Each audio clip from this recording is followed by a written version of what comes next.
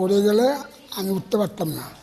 আমি এখানে আসি অন্যতম নার্সিংহোমে এসেছি, অনমাল্য দে তার কাছে নিয়ে এসেছি, তখন আমার চিকিৎসা করে। আমি চিকিৎসাতে আমি ভালো হয়েছি। আজকে আমি হাঁটতে পারছি, আমার অসুবিধা আর হয়নি।